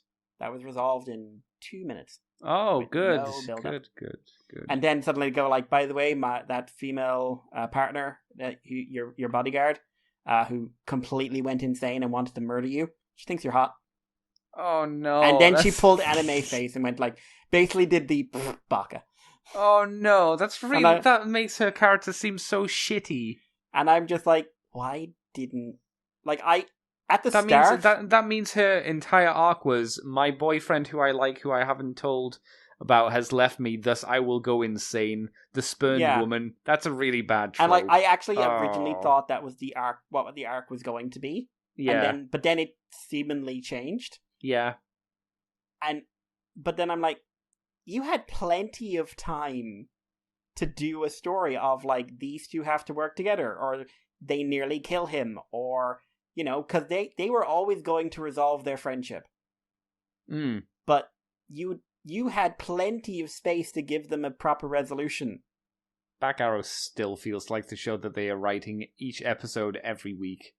Kinda, yeah, I think that's a good way of putting it. Jesus. I got up to the point where it's like episode 22 or something, and the Emperor, for some reason, is now young. Yeah! I was like, what the fuck? What does this... I put my hands up and went, the show has no stakes, nothing means anything, things just happen without reason. The show doesn't want you to think. It just wants you to see the random fights and just accept things and shut up. That's the show. Kind of. And I would say, like, normally I find it, like, it's gone from good to inoffensive to good again for me. Except these last couple episodes, like, their way of handling long-term plots is a bit insulting. Because it's just like, oh, cool, you wanted to see how these were wrapped up, but I don't have time. I want to just get into the wild, esoteric thing about we all live in a giant snowflake in the universe. Which is basically what they do. But so that's wrapping up. I did manage to get to watch the last episode of How Not to Summon the Demon Lord. Season 2's a pretty big step down from season 1, I think. Oh, that's a shame, because again, the last time you talked about it, you were like, you said it got to, oh, this isn't very good, then it got back to, this is normal fun standard, and it sounds like, again, it's gone back down again. It just kind of did a slightly rushed ending, and then at the end reminded us, like, yeah, these two are the main female characters. Okay. They've actually had really little to do in this whole season after being really central to the first one. So we need to remind you that they're the two most important female characters in this. Oh. And I was just like, cool. If these gags were in a season like season 1.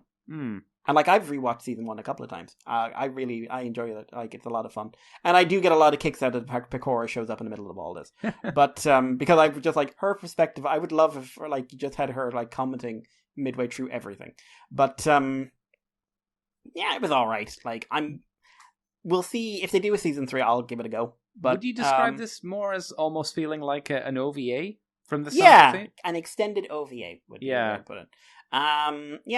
Didn't watch Thunderbolt this week. Didn't watch Slime. Nothing to say about Slime. It's just an enjoyable little show about a witch who killed slimes for 300 years. 86. 86. Watched a new one. I thought that was another good one. That was episode 9? I 10. think it was the last one I saw. Did 10 go up yesterday?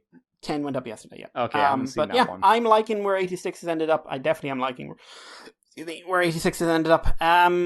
It was an interesting one because it's following up on 9, which had kind of a cliffhanger ending. But like half the episode is from perspective of a character we've seen a lot and who has had no build up yet, but has always been in the background, and it's their perspective on basically the entire show. In fact, before the show. Okay. And then it ends in it like, oh, y'all fucked now, boy. It was interesting because the characters, I won't spoil anything, but the character's non-verbal as well. So it's all like how people interacted with them. I know what you're talking about. Okay. Yep. But no, like, it wasn't a new character. I'll say that much. Again, I'm not. Yeah. But yeah, also kind of dealing with the fact, like, what are the survivors are going to do with themselves now going forward. We don't see anything of the Major, which I thought was a disappointment because, you know, it was kind of a big deal for her what happened at the end. And presumably she's been, like, I don't know, arrested or shot or something. Yeah.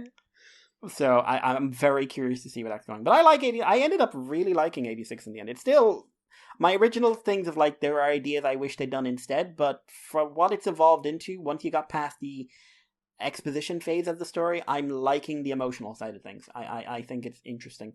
I don't think I'd, like, buy one of the kits that are out for it. I thought it was interesting that they're making them, because I didn't know it was popular enough to kind of justify it, you know?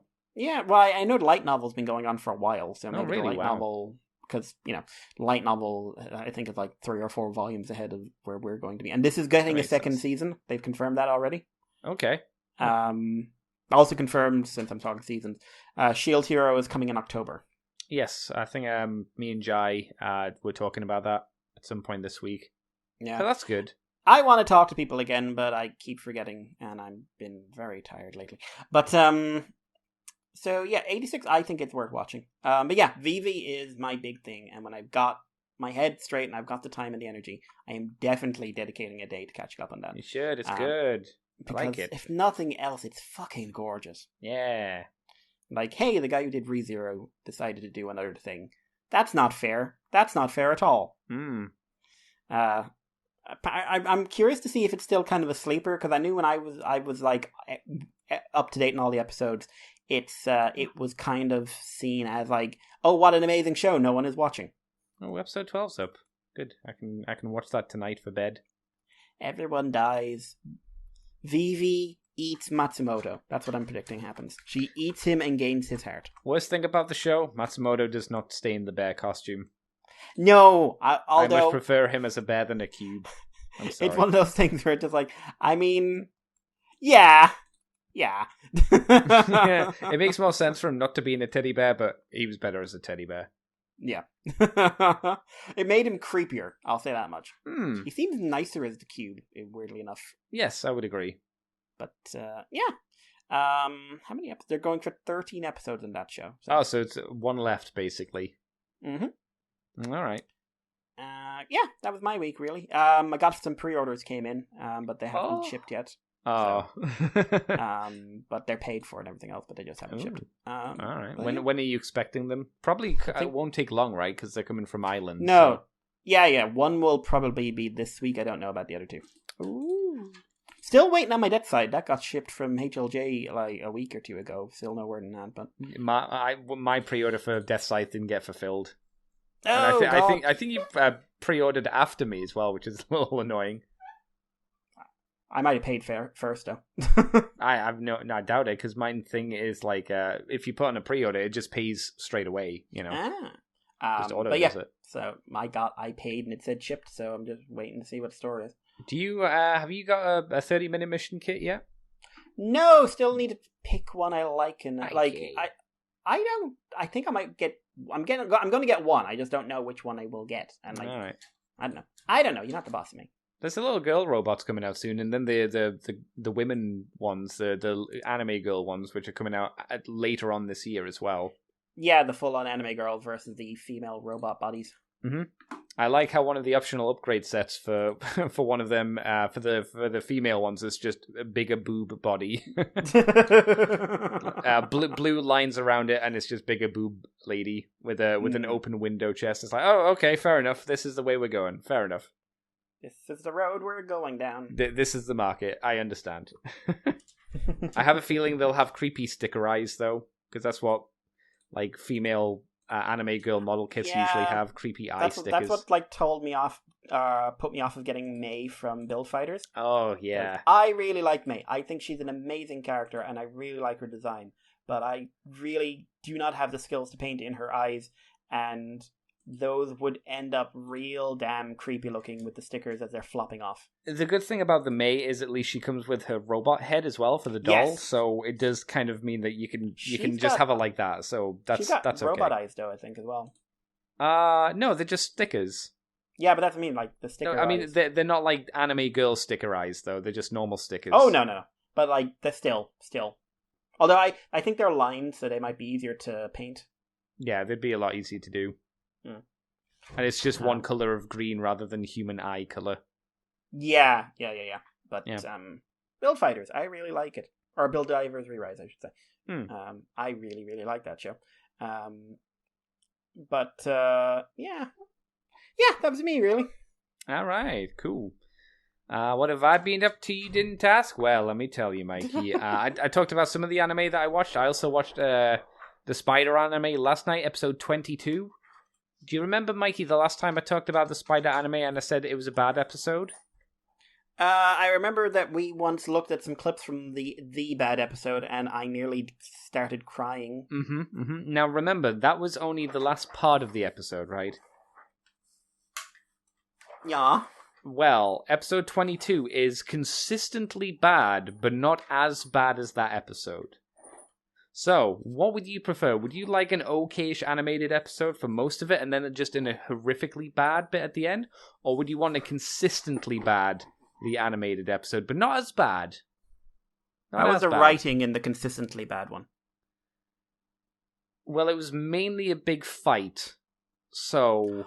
Oh, that's in many ways, that's actually worse. Yes, since it's meant to be for some reason, most of it's done with CGI models, which is not great. The bits that aren't done with CGI models are just them talking, which again is a weird choice. Because I know the spiders, the spider herself is like largely CGI, isn't she? Yeah, but it was weird. The model seemed off. I think it was because it was the other studio doing all of this episode, because her spider model looked different than how it usually does. But there was a lot of things during the fight where you were just watching going, what is happening? What's going on? What are these choices of shots? These, again, are not lining up for, like, constructive viewing. Like, you're needing to fill in the gaps yourself of what's happening. It's show, don't tell, not just don't tell. At least show me it, you know? Please, I want to see how these action scenes working. It was bad. It was bad. There was the main hero as well who popped up, Shun, but there was like a baby version of him as well. Wait, what? Yeah, I don't know. There was like a really young child version of the main hero who was on the battlefield, and I have no idea who the fuck he is. But he looks exactly like the main hero, but he's not the main hero. And he's in the same outfit as the main hero? It made no sense. It made no sense. I was just watching the episode and had no fucking clue what was going on, for the most part. Again, it wasn't as aggressively bad as the last episode that I really complained about, but it was consistently bad. It's weird. Just stop giving the animation to this one studio, because whatever they're doing, they just fuck. If they have a very small segment where it's just characters talking to each other and not actually doing anything, and they just need to worry about lip flaps and exposition dump, fine. It's not good. It's not interesting visually, but they can manage it. If it's anything to do with action, stop. No more. No mas. Yeah, please. It's like, I still can't really get over how bad that one I saw was. I'm tempted to tell you to go and watch. I mean, without context, go and watch episode 22, and you could tell me if I'm crazy. Maybe I'm just being a moody. You said that about the last one, and I told you weren't. But you know what humans are like. Humans like to be reaffirmed with their ideas. It's a thing. You know this is to be true. It's why when people look at reviews for things, it's not that they want someone's different opinion. They want to affirm their own opinion for the most part. Oh God, you know that's true. I know that's true, and I want that to happen to me with this as well. So someone could say, no, Andy, you're not the crazy one. This is just fucking bad again. I did watch episode 9, I think, of it, the 86. I felt that finally something, again, a bit more substantial happened. I really don't like the girl's story, because I feel that every time we switch to her, the story is basically, racism's bad. And I sit there and I look at myself in the mirror and I go, I fucking know. Oh, please tell me you do that. Like, if someone said, like, you know, did you know racism's bad? You just really deadpan look at them and go like, yeah. I'm so tired. I'm so tired. The actual... But with episode 9, you know, he gets to see his brother. He has that action scene. I was like, okay, this is good. We're getting some push here. and it was mainly focused on them, and it was a little bit emotional with stuff happening, with them kind of going off into the distance. That's why I was like, okay, we finally did something. When we had the episode a few episodes back where it's like, look at all the people we've lost, my reaction was, I have no idea who any of these people were that we've lost. I thought you were going to say, I'm glad they're dead. I'm neither happy nor dead. I'm neither happy nor sad, because I don't know them. It's like, look at all these characters who are dead. It's like, I guess we had like 1 or 2 lines from them before, but I don't know them. I'm not really sad about it. They're just gone. So I don't know. 86 feels like, again, it's an anime that there's more to it. But at the moment, it's just like saying racism bad a lot, and it's like, well, okay, fair enough. I'd like a little bit more than that. But hey ho. Was there anything else? I talked about Back Arrow. And I'm not going to really talk about Vivi because I don't want to spoil it for you, apart from some good stuff. That's some good stuff. This is going to be, I'll watch it and you're just like, ha, I lied. Ha, I tricked you. Tanked. It's actually it shit. It fucking tanked. Hey, Mikey, do you remember the people that animated the spider? They moved over to Vivi. Oh my god, that would actually make me cry. It would, That would actually make me cry. No, but the how many story parts are there? There's one. It's a 2-parter, basically. After the island, have you finished the island? Or are you still on the robot island? The last one I saw was she's been fucking traumatized, and a new personality emerged called Diva. Okay, yeah. So that's a 2-parter. So that's I've seen the first part of that. I haven't seen the second part yet. Okay. Episode, I think 10, is a very interesting one. I think you'll like episode 10. I wanted to send you my reaction to it, but I was like, I'm not gonna. I couldn't do that. But no, Vivi is the for me the strongest anime this season. It's the one I enjoy watching as the most at the moment. And apart from that, it's just been streaming, been playing games and whatnot. And again, just work as per usual. And then when I have a bit of time, a bit of painting, not a huge amount, just a little snippet here and there. And that's been it, really. Nothing desperately interesting, I'm afraid to say, but that's how working each week goes, I suppose. Everybody knows who works, so why am I telling you that for? You know. You understand, though. Mikey, do we have any questions for the week? I don't, unless you do. All right, we've got a message from Tentomon4. I think these are mainly just replies, and now I've finally seen it in cinema, no less, and it was all right. What are these?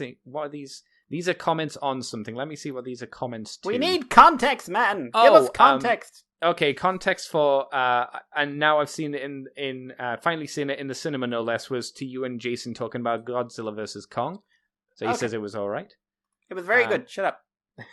As far as I'm concerned, the MonsterVerse is better than Marvel, and you can come at me. I mean, you and I would both say that that's not a huge bar, but we're in the minority. I would say go back and watch Iron Man, the first one, and feel the fucking weird mood whiplash of just like, this movie's like 10 times more serious than everything made out today. So, yeah, like I would say, like it goes up and down a little bit, but you go up to Avengers and then you can kind of stop. Maybe watch Guardians of the Galaxy 1 and then stop. I would stop at Guardians.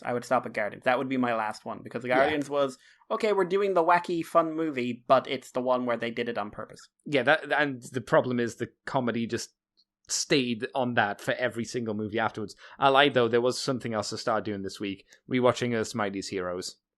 Oh, I'm sure that's disappointing. Oh my god. It is only in the way that I'm looking at the Marvel Universe now and going... Why? Why is it? How have we fallen so far from 2010? Which is when the first episode aired. Are you saying it's aged well? I'm definitely saying it's still a good show. It still has problems. I haven't got to the more like kind of boring episodes, I suppose, because there are dips in the excitement for it. I think I'm on to one of the kind of more boring episodes, which is Panther's Quest. But that's because Black Panther's generally not very interesting. I'm sorry, he's not. Especially when I think he's better in Earth's Mightiest Hero. He is. Yeah, he is. But, you know, when I rewatched, you know how there's the Breakout, which is a really good 2-parter, and then you have the origin episodes for each of them. Like, when I started watching the Thor one was still my favorite, and I rewatched it again, and it was like, that episode was alone the reason why I wanted to start reading the J. Michael Straczynski run on Thor, because it really got me interested in Thor. That's him, like he's fighting the Wrecking Crew, and then he's getting manipulated by Loki to go back, and then go back to Earth. Yeah. Loki does a lot of good stuff. Yeah. And then he's got Baron Zemo as well. He's great. Yeah. I don't... Okay, this is not Tom Hiddleston's fault, but whatever Loki turned into after Marvel in the comics was a mistake.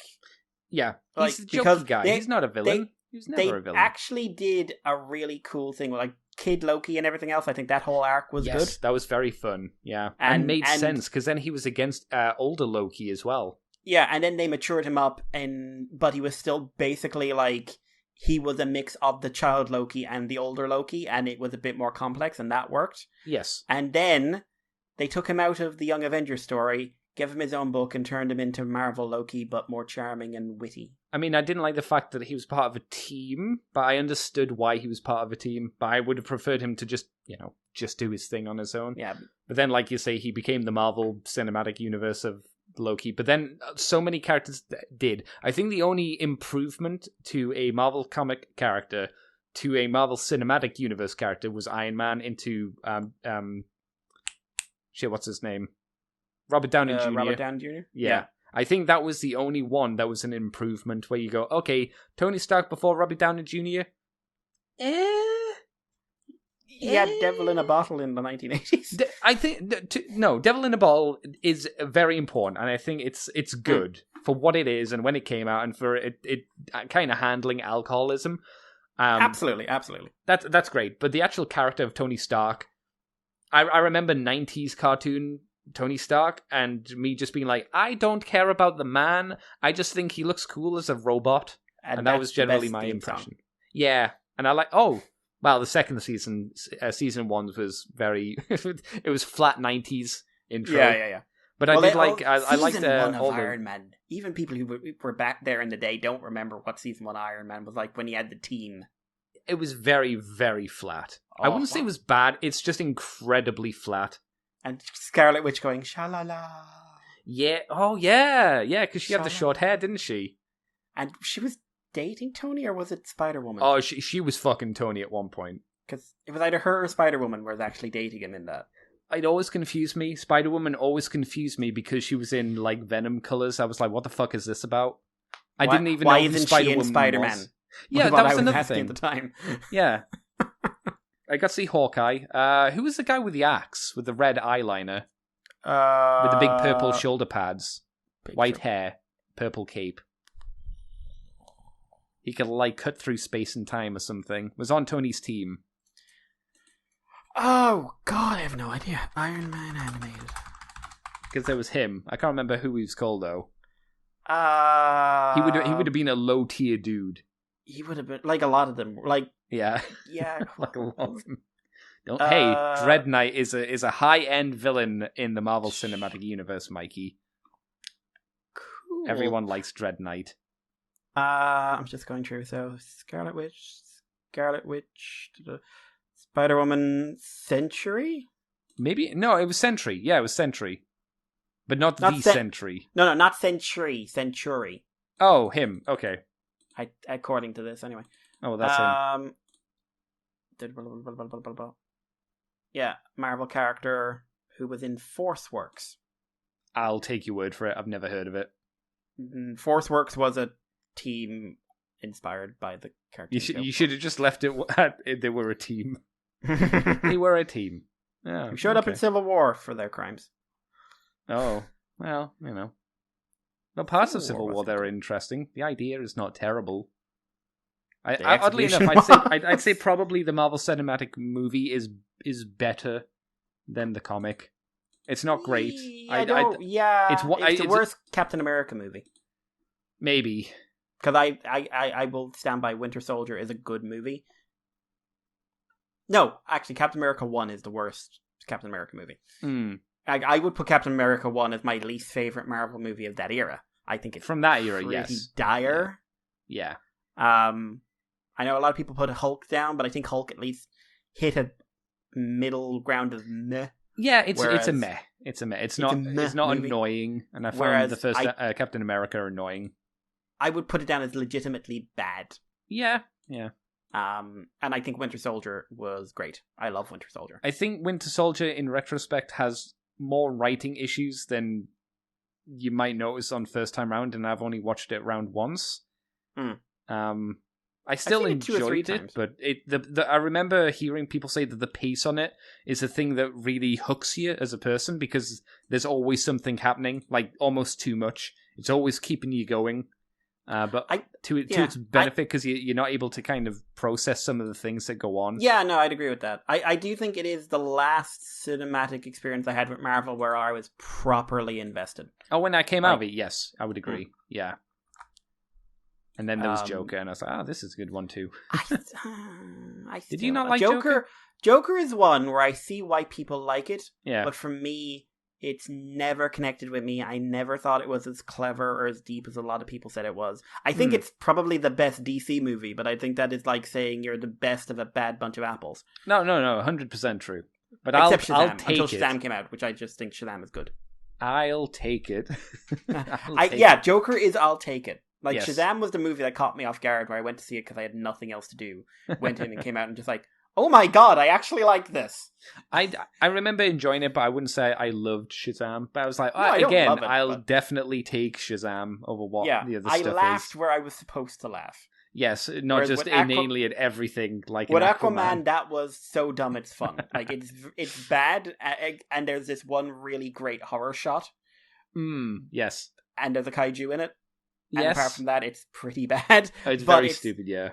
Very stupid. It's dumb fun. At least there's a fun element to it. The other ones are just bad and joyless. Yeah, I think that's fair to say. I would say that anyway. Excuse me. I don't think we covered this last time. Hang on, May 23rd. Maybe we did. Did we talk? Oh yeah, I remember Bushwhacker. Yes, we did talk about the Bushwhacker stuff, didn't we? Yeah, because Tendermon mentioned that before. Yeah, I remember. Okay, I think that's all of us done. Let me quickly check the Facebook page to see if there's any massage on the Facebook page. I don't think so. Oh, Christoph said, man, the budget for the Spider Show sure ran out. I think he's talking about the episode I was talking about. Also, if you don't know what Coup Morning Star is, that's just a sign. It fucked up more as more of an adaptation. More on it later. Oh, okay. So he's talking about the Spider anime show. Yes, I will agree, Christoph. I think they shit the bed again. Not as badly as the previous episode, but like I said, this was more consistent throughout an entire episode. Where the problem in the last time was just very focused into one terrible pie. Would you like to eat one lump of shit, or would you like to spread that shit out on small crackers over the course of a day? I don't know. None of it's good. I guess let me eat the turd quickly so it's over with. I don't know, man. Mikey, where can people find you on the internet if you want them to? You can find me on Twitter with Irish Paleo, and you can send us messages on the moonbase2@gmail.com, or you can send us over on Twitter or Facebook or Libsyn or Patreon, or anywhere you can contact us. We're always happy to hear from people. Yes. About anything, really. Clearly, we will ramble about anything and anything. Mm-hmm. Andy, what about you? You can find me on Twitter as CCTFW, YouTube as Cobra Commander TFW. You can find this podcast on Moonbase 2 Forum on Twitter, iTunes, Facebook, Libsyn, YouTube as Moonbase 2 Transformers Podcast. You can also go to patreon.com/Moonbase2, and if you do $2 each month, you get the extended version of From the Files of Teletran 2. You get the Moonbase Woo Woo, where this week we talked about HoloLive and VTubing in general. That's something I did this week. I put that up. Ba-bang. Ba-bang. Ba-bang. And we justify an addiction. Yeah. Well, it's not a problem unless we're spending money on it. That's how I say it, Mikey.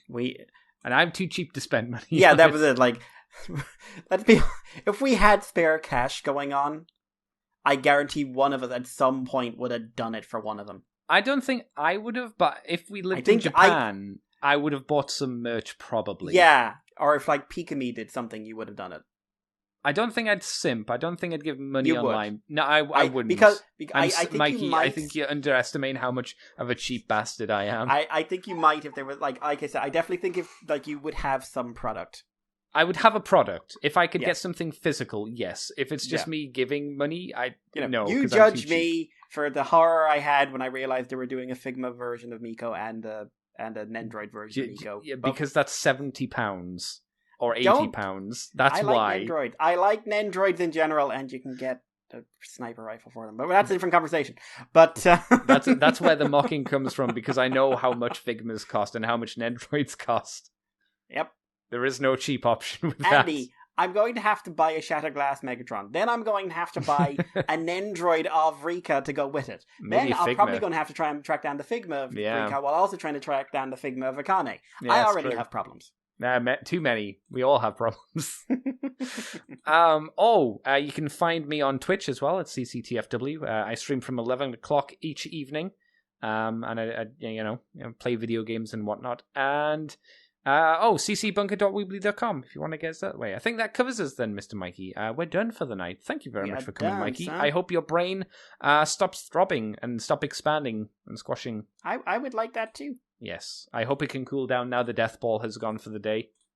I would love it too as well, but the death ball has gone, but its remnants remain. Yes, and it's coming soon. It's just around the next corner.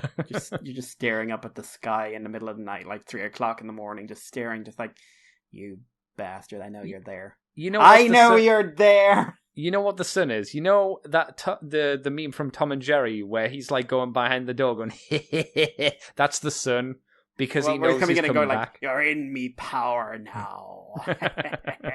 I remember too much Tom and Jerry. Because Tom and Jerry was really good. Tom and Jerry was really good. It was also fucking dark. You should never. It was never yeah. meant to be a child's program, and you should never let your children watch it. But we all did. I'd let my kids watch it if I had kids. I would too, but it's like I'll insist on it. I'll insist. I sit down with my niece, and they're just like the two of us, just like, this is what we call suffering. Yeah, and what you call really high end slapstick comedy. Yeah. You won't get this kind of quality stuff these days, kid. No, it's a shame. I prefer the older stuff for Tom and Jerry as well. You know, when the animation style was Tom had more of a scrunched up face, and they had the Tom in the logo going. I don't know how else to describe it, but that we go. That was my favorite era. I like the style. Tom and Jerry, very good. Yeah.